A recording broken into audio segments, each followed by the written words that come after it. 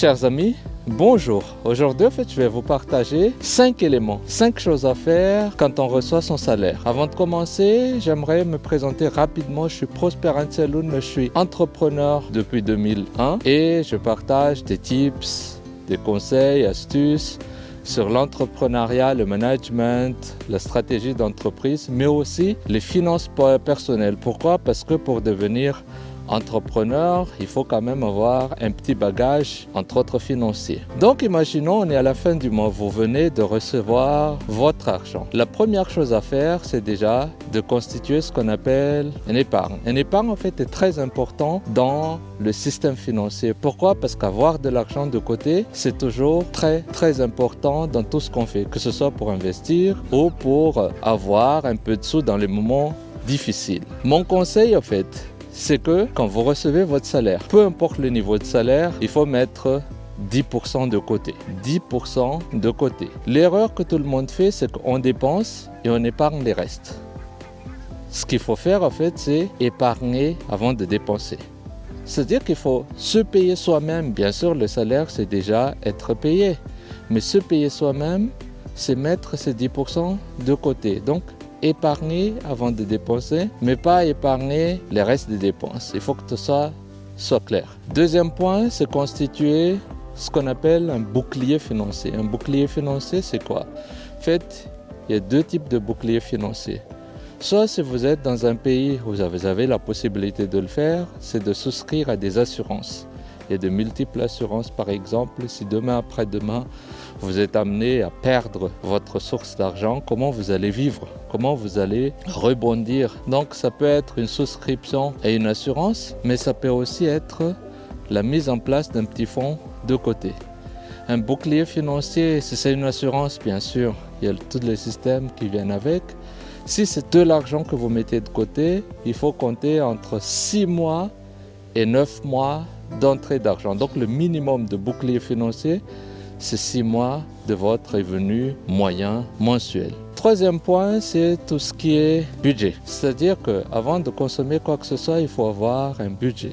Un budget vous aide beaucoup toujours à mieux voir en fait ce qui sort et ce qui rentre. Avoir un budget, je sais, ça fait peur. C'est un boulot de plus. Mais le budget est hyper essentiel parce que ça vous permet de voir les flux au fait qui vous attendent. Et c'est en montant le budget qu'on se rend compte parfois qu'il y a des dépenses inutiles qui sortent tous les mois. J'ai des abonnements inutiles. J'avais Netflix alors que je regarde la télé qu'une fois tous les 2 mois.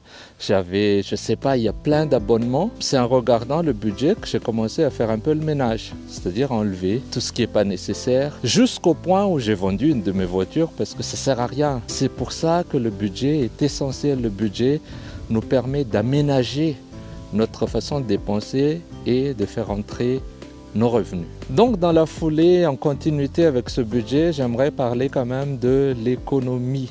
C'est un point essentiel, ça demande beaucoup de discipline, mais économiser n'est pas se serrer la ceinture.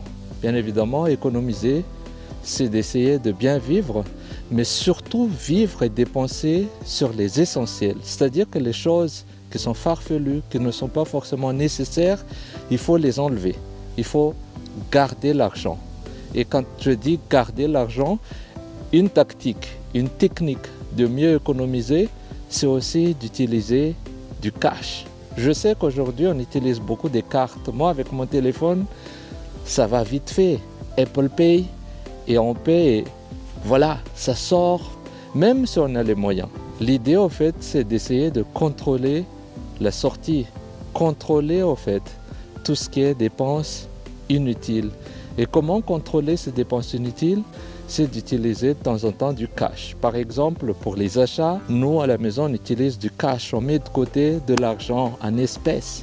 Et à chaque fois qu'on fait des achats, on sort en fait cette espèce et tu te rends compte en fait, quand tu remplis un caddie et que tu sors, ça dépend d'une famille à l'autre, combien on est dans la famille, combien d'argent, combien de nourriture on achète et combien de matériel il nous faut pour la semaine.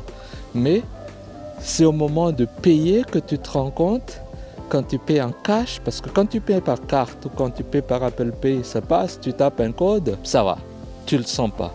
Mais quand tu allonges un billet 50, 100, 150 ou bien 20, 40.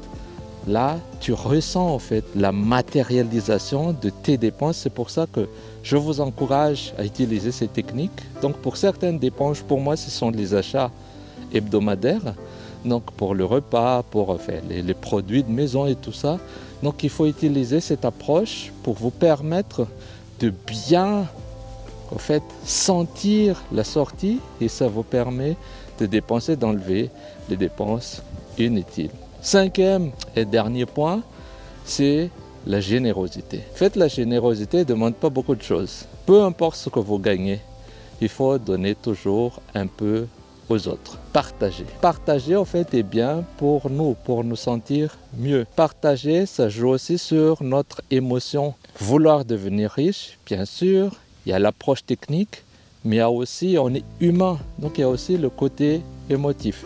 Donc tout ça, ça joue, donc essayez de partager. Vous savez, par exemple, dans certains coins du pays à Madagascar, chaque vendredi, c'est le jour de la générosité. Donc dans certains magasins, c'est certains types de personnes ou de croyances, on partage aux mendiants, on partage à ceux qui n'en ont pas beaucoup. On partage, c'est pas que les gens ont beaucoup d'argent, pas forcément.